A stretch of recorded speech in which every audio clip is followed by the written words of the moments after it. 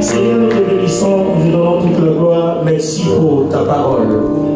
Elle était au commencement, elle demeure toujours la vie et notre vie. Au nom de Jésus qui est le Christ, nous célébrons ta parole par nos acclamations.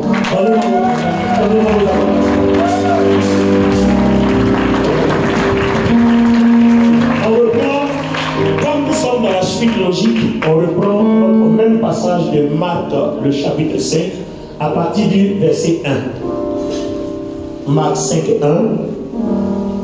Ils arrivèrent à l'autre bord de la mer. Et il s'est passé quoi? Dans le pays des Gadaréniens. Aussitôt que Jésus fut hors de là-bas, il vint au-devant de lui un homme sortant des sépulcres et possédé d'un esprit impur. Cet homme avait sa demeure dans les sépulcres, oui, et personne ne pouvait plus le lier, même avec une chaîne, car souvent il avait eu les fers aux pieds, oui, et avait été lié de chaînes, mais il avait rompu les chaînes et brisé les fers, oui, et personne. Il était sans cesse, nuit et jour, dans les sépulcres et sur les montagnes, criant et se meurtrissant avec des pièges. Ayant vu Jésus de loin, il accourut, se prosterna devant lui et s'écria d'une voix forte: Qu'y a-t-il entre moi et toi, Jésus, fils du Dieu très haut? Je t'en conjure, au nom de Dieu, ne me tourmente pas. Car Jésus lui disait: Sors de cet homme, esprit impur. Et il lui demanda: Quel est ton nom? Légion est mon nom, lui répondit-il, car nous sommes plusieurs. Et il le priait instamment de ne pas les envoyer hors du pays. Alors, hier, on a posé une question.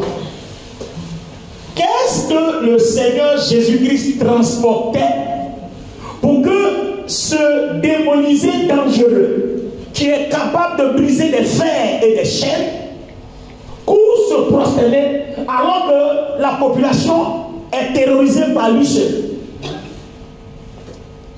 Il se blesse le corps et il ne meurt pas. Parce que les démons qui étaient en lui représentaient une force. Alors, tout le monde le fuit. Mais Jésus arrive.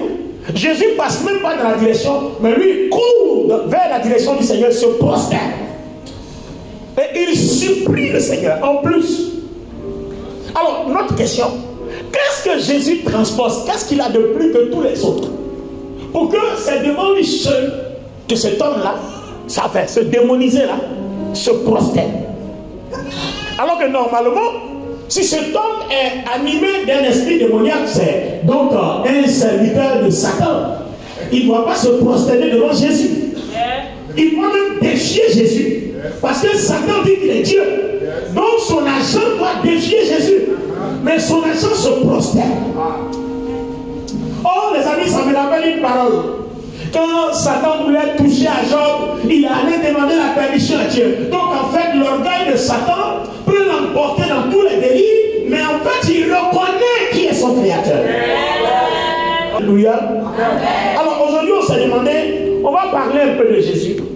On veut voir un peu qu'est-ce que Jésus transportait pour que ce démonisé-là, malgré qu'il est dangereux, se prosterne devant lui. Waouh!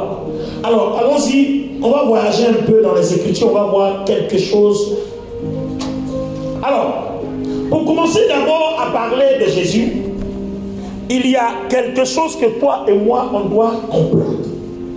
Vous ne pouvez pas commencer à disserter sur qui est Jésus sans comprendre un fait. Amen. Amen. Vous n'analyserez jamais mieux la vie de Jésus-Christ sans comprendre un fait. Il y a un fait, il y a un point important, un point crucial, primordial, qu'on doit comprendre d'abord avant de savoir qui est le Christ. Bien. Pour le comprendre, et ce point-là, c'est un projet. Dis avec moi, projet. Projet. Voilà. Allons-y dans Éphésiens, le chapitre 1, versets 8 à 10. Je voudrais la version parole de vie. Alors, je peux la lire. Éphésiens chapitre 1, verset 8 à 10, la version parole de vie dit: oui, Dieu nous a couverts de ses bienfaits. Donne-moi ton amen. Amen. Il nous nous a donné toute la sagesse et l'intelligence. Il nous a fait connaître son mystère. C'est-à-dire ce que, dans sa bonté, il voulait faire dans le Christ depuis toujours. Ce projet, Dieu voulait le réaliser au temps choisi par lui. C'est-à-dire rassembler tout ce qui est dans les cieux et ce qui est sur la terre et sous la terre, sous un seul chef, Jésus qui est le Christ. Waouh! Les amis, voilà la chose que tu dois comprendre avant de comprendre le Christ. Tu ne pourras jamais avoir la foi en Jésus-Christ si tu ne comprends pas ça. En fait, ça veut dire quoi? Pourquoi tu as créé le ciel et la terre?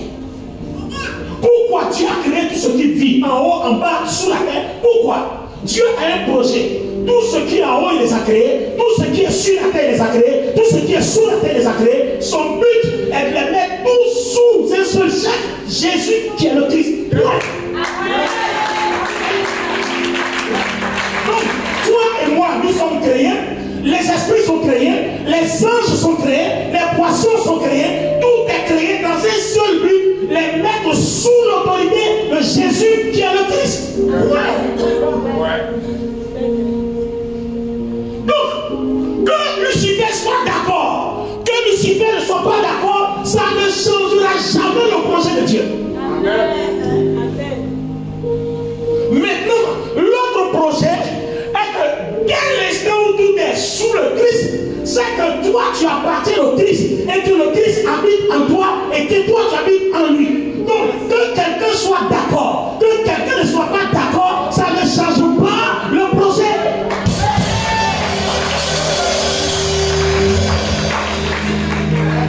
Son projet est que tu appartiens à Christ. C'est-à-dire, même quand tu aurais péché, le Christ aurait le fardeau de venir te repêcher de tes péchés. Que quelqu'un soit d'accord, que quelqu'un ne soit pas d'accord, ça ne change pas le projet.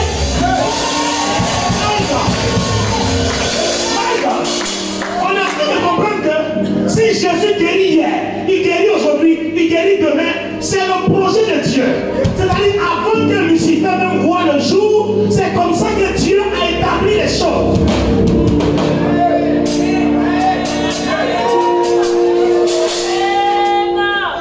Écoutez,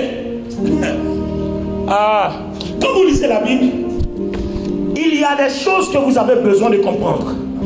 Moi, par exemple, ce qui fait que je n'ai pas peur d'eux, parce que chaque fois que je me lève le matin, je pense au projet de Dieu.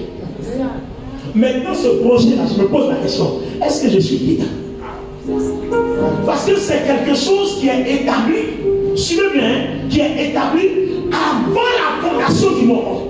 C'est-à-dire, Lucifer, même qu'on appelle Satan aujourd'hui, n'était pas au courant que ce projet était déjà préparé par Dieu. Donc, comment peux-tu faire échouer quelque chose dont tu ne connais même pas l'origine?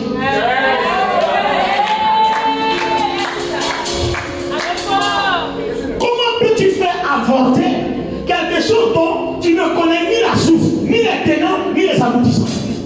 La seule chose que tu puisses faire, c'est de remuer ta casserole et puis effrayer. Maintenant, les pères sont déjà sous ton autorité. Maintenant, ceux qui connaissent le projet disent nous, c'est ce que tu fais là. Nous, on n'est pas dedans. Nous, on est inscrits dans ce projet. On n'est pas dedans. Nous, on n'est pas dedans. Ce que tu fais là, ça ne me concerne pas. Moi, ma vie est inscrite dans un projet.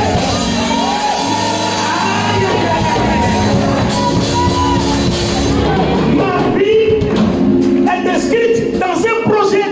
Donc, tout ce que tu fais là, ça ne me concerne pas.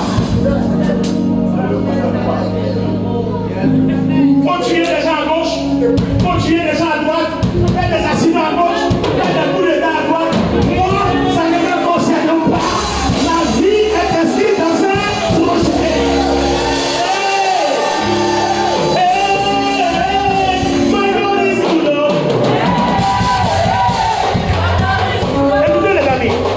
Écoutez les amis, il y a encore un autre verset qui va vous révolter ce soir. Oh my God. Oh my God. Il y a un verset qui va vous révolter encore ce soir. Alors, permettez que je vous explique le projet dans Colossiens le chapitre 1, verset 15, 16 et verset 18 à 20, toujours dans la version parole de vie. On va expliquer le projet. D'accord? Explication du projet. Colossiens verset 1, chapitre 1 à partir du verset 16. 15, 16 d'abord, verset 15, 16, et puis ensuite verset 18 à 20. Le Christ est l'image du Dieu qu'on ne peut voir. Alors, dans d'autres versions, il est l'image visible du Dieu invisible. C'est-à-dire, quand tu as vu Jésus, c'est que tu as vu Dieu. C'est-à-dire, la façon dont Dieu, tu ne le vois pas là. C'est lui qui est là. Jésus, le Christ. Donc, la révélation de Dieu qu'on appelle l'éternel Dieu, créateur du ciel et de la terre, quand tu as vu Jésus, c'est lui qui est là. Il est l'image visible du Dieu invisible. Yes, sir. Mais ça, on n'a rien dit encore. Oh, je n'ai rien dit encore. Donne-moi la suite. Comment? Il est le Fils premier-né au-dessus de toutes les choses créées. Alors, il est quoi? Le Fils premier-né. Il est le Fils premier-né au-dessus de toutes les choses créées. Donc, celui qu'on appelle Jésus qui est le Christ, il est au-dessus de Lucifer, il est au-dessus de Satan, il est au-dessus de tout, il est au-dessus du ciel, il est au-dessus de la terre, il est au-dessus des eaux, il est au-dessus de tout ce qui est créé. Jésus, notre Jésus, celui qui est mort à la croix, celui toi et moi, notre Jésus, celui qui est crucifié à la croix, la Bible dit, il est au-dessus de tout ce qui est créé. Alors, dis-moi, le sorcier qui t'attaque, est-il créé, oui ou non? Est-ce qu'il est créé ou pas? Non, s'il est créé, le Jésus qui est en toi est au-dessus de lui. Oh my God, oh my God, oh my God, oh my God. Est-ce que Dieu parle à toi quelqu'un ce soir? Alléluia. Est-ce que Dieu parle à quelqu'un ce soir? Je dis, le démon qui te fatigue, dis-moi, il est créé ou il n'est pas créé? Donc s'il est créé, notre Jésus qui est mort à la croix est au-dessus de lui. Il est le chef de Lucifer, il est le chef des démons, il est le chef des sorciers, il est le chef de la maladie, il est le chef de la malédiction, il est le chef de la vie, il est le chef de tout. Jésus est le chef de tout.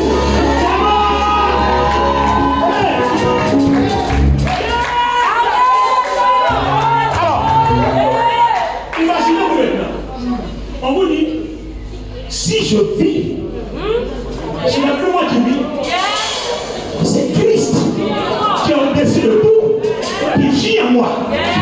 Alors, ma question, est-ce que toi-même tu es conscient de ce qui vit en toi?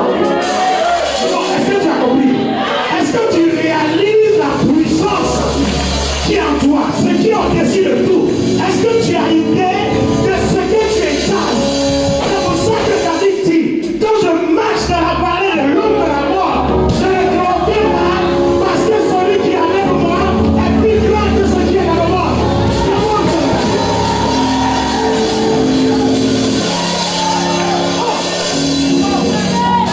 Alors, regardez les amis, qu'est-ce que Satan fait? C'est quoi son problème, ce monsieur? Qu'est-ce qu'il fait? Regardez bien. Quand Jésus sort des eaux du baptême, Dieu fait quoi? Dieu l'oriente directement au désert. Beaucoup d'entre nous avions pensé que le combat se passait à la croix. Le combat a été gagné avant d'arriver à la croix. Avec Dieu, toute victoire se gagne dès les premières heures. Avec Dieu, on ne gagne pas les victoires à la fin. Les victoires se gagnent dès la première heure. Dieu nous a créés pour le Christ. Satan nous a détournés depuis le jardin d'Éden, depuis les entrailles d'Adam et Ève, pour lui. Alors le Christ vient nous sauver. Mais le Christ, là, Dieu l'a établi sur tout. Il faut que Satan arrive de le faire descendre pour que lui se positionne. C'est pour ça que Dieu envoie Jésus dans le désert pour que ce combat-là se passe là. Celui qui gagne la bataille du désert a gagné la bataille de la croix. Je dis, celui qui gagne la bataille du désert a gagné la bataille de la croix. Attends, je peux répéter. Celui qui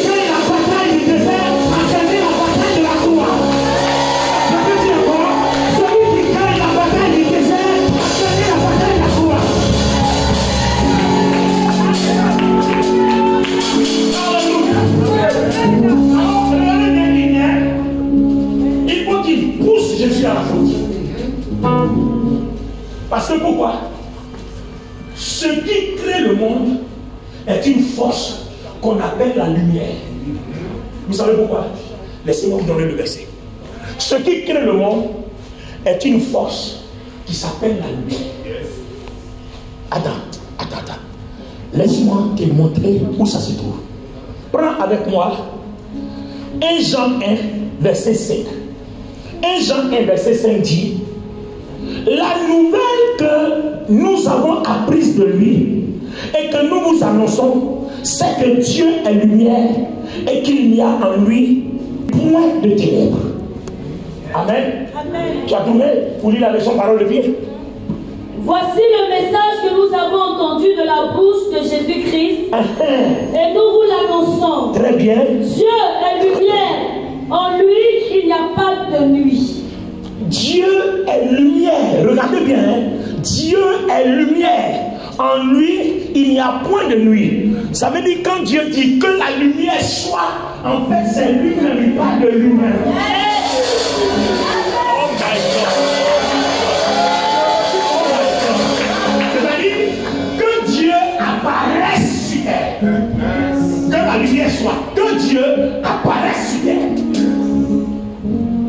Et quand Dieu apparaît sur terre, tout qui était ténèbres au commencement, les ténèbres laissent une place à la lumière. Ça veut dire que là où la lumière arrive, les ténèbres disparaissent. Et dernièrement toute la lumière de la salle, vous allez remarquer que la salle est noire. Si vous perdez même votre téléphone portable, vous risquez de vous blesser avec les chaises parce que vous aurez du mal à le retrouver. Mais dès qu'on allume la lumière, vous identifiez votre téléphone. La lumière permet de retrouver une aiguille dans l'espace. Vous voyez, la lumière est la force de Dieu. Or, la même Bible qui te dit Dieu est lumière, la même Bible dit Dieu est amour.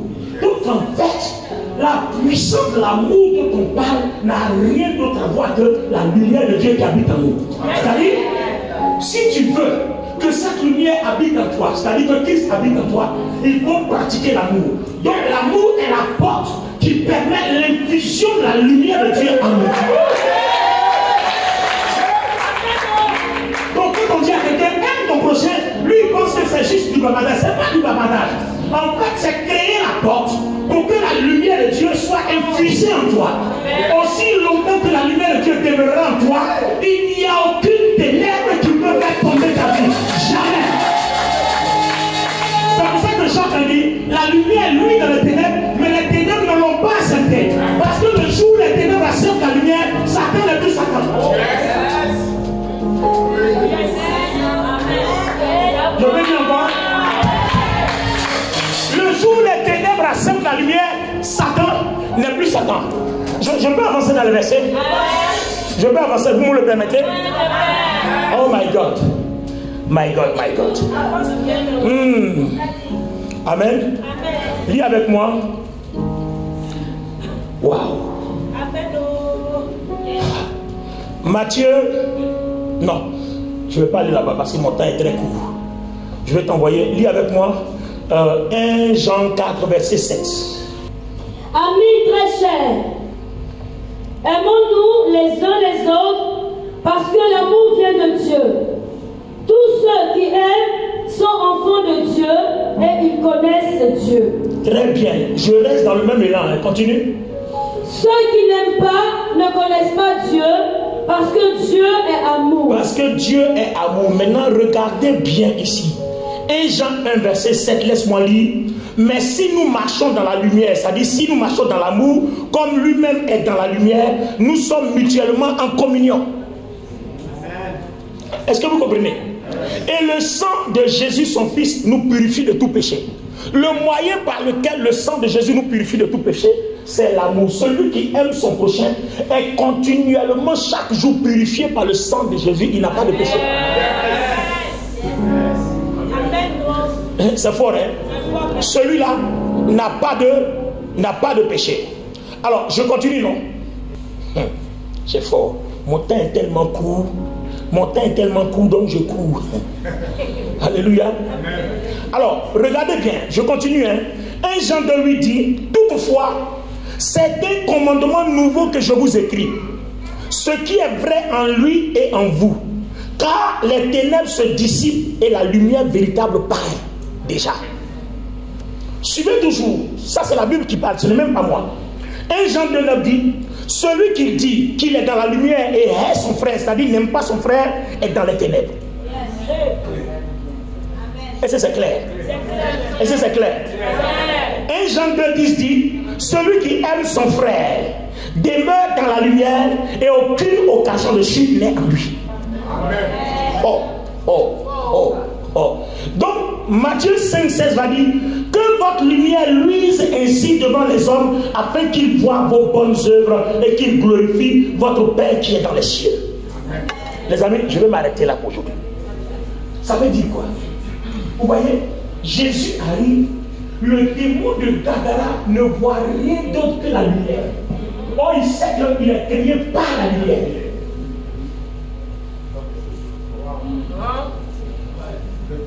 Donc là où le Créateur, la lumière passe, les ténèbres, s'ils ne sont pas allégeants, sont détruits. Parce que la lumière est là. Or cette lumière, Jean nous dit, c'est la vie. Au commencement était la parole. La parole était avec Dieu. La parole est Dieu. Tout a été fait par elle et rien de ce qui a été fait n'a été fait sans elle. En elle était la vie et cette vie c'est la lumière des hommes. Et Jean va nous dire quoi? Dieu est lumière. Et il nous dit, pour bénéficier de cette lumière, il faut qu'on pratique l'amour. C'est la porte par laquelle Dieu fait entrer sa lumière. Alors, laissez-moi vous faire une démonstration, vous allez comprendre. Regardez bien. Au départ, comment Dieu a créé l'homme? Je retourne dans Genèse. Comment Dieu a créé l'homme? Regardez bien. On dit Dieu prit du sable. Il a modelé, il a fait une forme. Donc l'homme est comme ça. Inerte, il ne bouge pas. L'homme ne bouge pas. Tu es d'accord avec moi? Il ne bouge pas.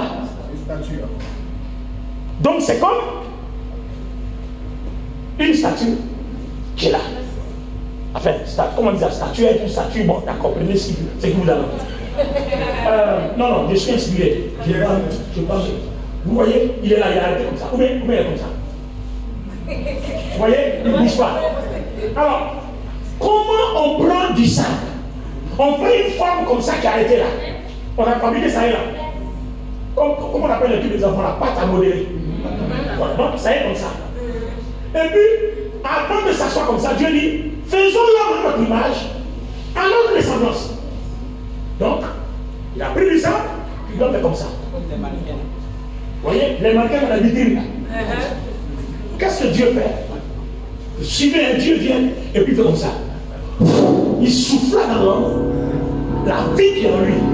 Donc en fait, Dieu prit la lumière qui est en lui, qui est la vie, et puis il met dans la statue. Et dès l'instant que la lumière qui est en lui, qui est la vie, entre dans la statue recouvre l'intelligence, la sagesse, la voix qui parle, la statue bouge, le sang commence à couler, les nerfs bougent, tout devient vivant. Je comprends que Dieu, s'il veut faire parler cette chair, il suffit qu'il prenne sa vie, sa lumière, il met dedans, la chair là peut nous parler. Non, ça se demande dans la Bible, non? Comment il s'est fait que l'âne a parlé à Balaam? Parce que Dieu a fait rentrer sa vie et l'âne a parlé à Balaam. N'importe quoi, même dans l'Apocalypse, le faux prophète avait quoi? Il a fait animer une statue, la bête, non? C'était une statue. Le faux prophète l'a fait animer. Alors, si le Christ qui est établi sur tout, si le faux prophète qui est en bas du Christ peut faire animer une statue, et le Christ, et le Christ, et le Christ, et le Christ, et le Christ. Donc, vous êtes en train de comprendre que toi et moi, la vie qu'on appelle la vie n'est rien d'autre que la lumière. Quand elle est éteinte, on dit nous sommes dans les ténèbres.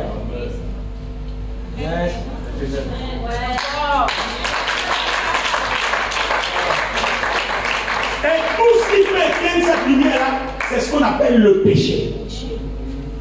Donc quand quand on vous dit tuer le péché, tuer l'impudicité, tuer l'adultère, tuer la masturbation, aimer votre prochain, c'est-à-dire on est en train de te demander de t'éloigner de tout ce qui peut éteindre ta lumière.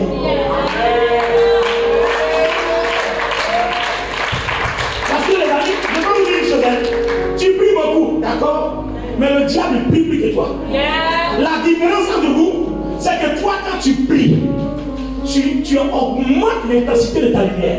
Quand il prie, il augmente l'intensité de ses ténèbres. Pourquoi?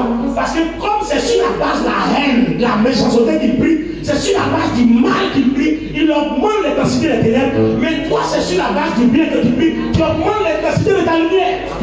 C'est pour ça que la Bible dit, pardonne-nous nos offenses, comme nous pardonnons aussi. C'est-à-dire, quand tu t'es mis à genoux, que tu pries, que tu n'as pas pardonné à quelqu'un, ta prière ne monte pas. Parce que tu es la même chose comme Satan. C'est pour ça que beaucoup de personnes prient, leurs prières ne vont nulle part. Parce que votre prière n'est pas accompagnée de lumière. Toute prière accompagnée de lumière est efficace. Ça va traverser toutes les difficultés à arriver devant Dieu. Alors les amis, c'est pour ça que Christ, il était très terrible. Pourquoi? Parce que Christ, Dieu a tant aimé. Donc l'amour est devant, l'amour est le socle de sa mission. Vous comprenez? L'amour est la force de son ministère. Donc il vient même pour mourir pour les gens qui ne connaissent même pas. Vous comprenez? Il vient pour mourir parce que ces gens-là, Dieu les lui a donnés. Donc celui qui vient avec un grand amour ne peut être allumé d'une lumière, que d'une lumière éblouissante, que aucun démon, aucune maladie, aucun diable, rien ne peut éteindre. Vous comprenez pourquoi dans le désert, l'objectif de Satan était de lui arracher cette lumière. C'était l'objectif. L'objectif de Satan était de lui arracher cette lumière. Vous n'avez pas remarqué, je vais attirer votre attention. Dans la sorcellerie, dans le mysticisme, quand ils tuent les gens, ils boivent leur sang, c'est quoi? Ils prennent leur vie. Parce que la vie que tu as là, c'est une force. Alors vous n'avez pas compris ça. Vous pensez qu'ils tuent parce qu'ils sont méchants? Non, hein. Ils sont méchants, mais ils ont besoin de force pour manifester leur méchanceté. Donc ils prennent la vie de quelqu'un pour que la force là lui soit accordée, afin de pouvoir manifester sa force là pour acquérir ce qu'il lui faut. Vous devez comprendre que Jésus aussi, qu'est-ce qu'il fait? En mourant à la croix, il fait quoi? Il nous donne sa vie. Le sorcier tue pour prendre ta vie. Jésus aussi meurt pour donner sa vie. Maintenant, la différence c'est quoi? Toi, ta vie là-haut, quand le sorcier l'a pris là, il y a quoi là? Ils ont tué le neveu, ils ont tué la nièce, ils ont tué le cousin, ils ont tué la cousine, ils ont tué, il y a quoi dedans? Mais quand Jésus, qui est chargé d'amour, Jésus qui a vaincu Satan au désert, et il sort, il dit, l'esprit est sur moi, il m'a un pour. Donc quand toute cette onction-là entre dans la vie, toute cette onction est chargée dedans, et puis on dit, tiens. Donc quand tu prends ça, et que tu vis dans l'amour, que tu conserves ça, partout où tu vas passer, tu seras inquiétant pour les hommes de ténèbres, tu seras inquiétant pour la maladie, tu seras inquiétant pour la malédiction, tu seras inquiétant pour toutes sortes de prières et sataniques. Ta vie va être inquiétante. C'est pour ça qu'il y a des gens, aussi longtemps que vous serez chargés de lumière, vous n'aurez pas la paix parce que le diable va vous attaquer parce qu'il y a un but, arracher la lumière. Amen. C'est pour ça que c'est les gens importants qui sont calomniés et persécutés. Parce que le but de Satan, c'est de charger ton cœur. Une fois que la rancune, l'hypocrisie, la méchanceté, la lumière quitte. Et puis maintenant tu deviens vulnérable, on peut te terrasser quand on peut. Ta lumière ne quittera pas. Et ta lumière ne va pas quitter. Ta lumière ne t'abandonnera pas. Et ta lumière ne va pas t'abandonner. Je dis, elle ne quittera pas. C'est une ruse parce que tu ne laisseras pas la porte à la lumière de partir. Si lumière, tu ne partiras pas. Tu seras avec moi. Jésus, tu es le Christ. Laissez lumière à moi, tu ne partiras pas. Tu resteras avec moi.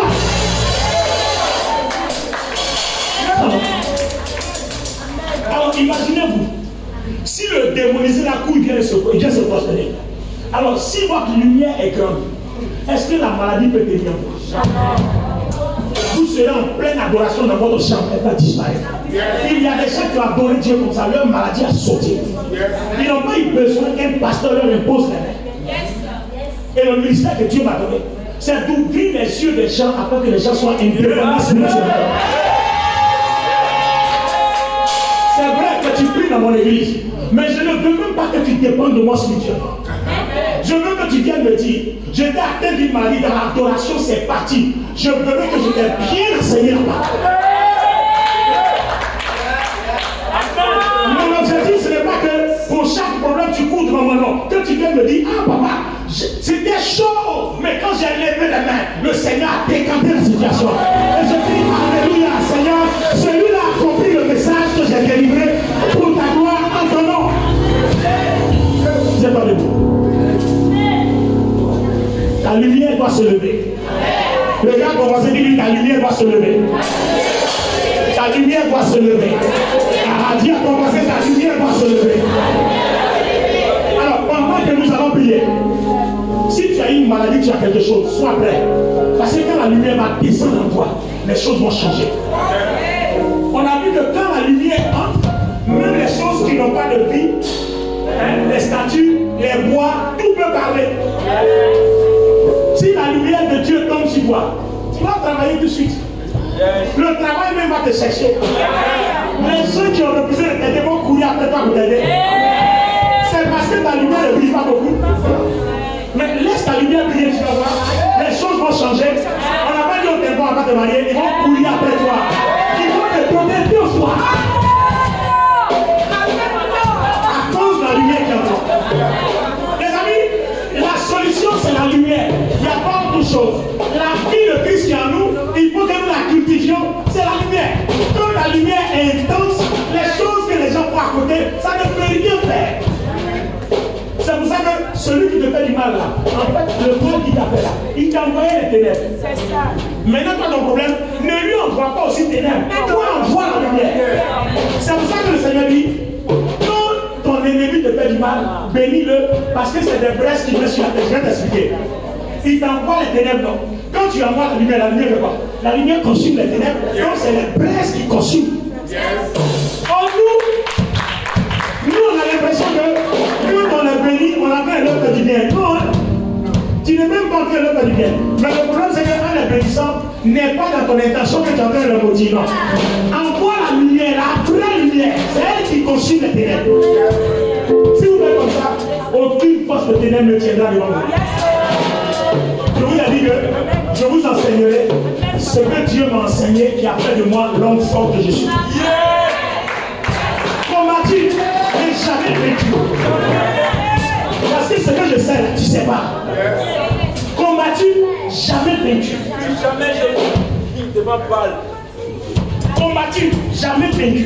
Parce que quand je suis dans ma chambre, tu ne connais pas la lumière que j'envoie. Quand tu envoies le mal, moi j'envoie la lumière. Et on monte en descend, c'est toi qui seras consumé. C'est pour ça que, comme Satan sait que c'est difficile d'envoyer la lumière à celui qui envoie le mal, toujours il est là, il crée l'amertume. Il crée l'amertume. Il crée l'amertume. C'est pour ça que certaines victoires sont pour les grands. Ceux qui ont compris la grandeur de l'esprit. Ça fait quand quelqu'un t'insulte, tu le regardes. Tu m'as insulté. Merci. Que Dieu te bénisse.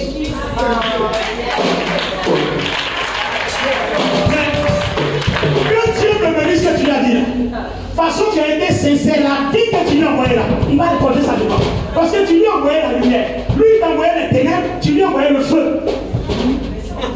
Et le feu consume forcément. Partout il y a le feu consume forcément. Et s'il y a quelque chose que le feu n'aime pas, c'est ténèbres. Parce que je vous dis avant d'arrêter, les deux ennemis qui se battent depuis dans les cieux, sur la terre et sous la terre, c'est la lumière et les ténèbres. Donc il y a les gens de lumière et il y a les gens de ténèbres. Donc il y a le chef de la lumière et il y a le chef des ténèbres. Le chef de la lumière à ces gens, c'est nous, c'est l'église. Et le chef des ténèbres à ces gens, c'est les sorciers, c'est les démons et tout ça. Maintenant, vous voyez, c'est les deux qui se battent. Or, nous, notre lumière a déjà vaincu les ténèbres. Il a vaincu 2 fois dans le désert et puis il a continué à la croix. Maintenant, quand il habite en toi, il dit toi aussi, confirme. Or, pour confirmer tellement, aime ton prochain et puis aime Dieu.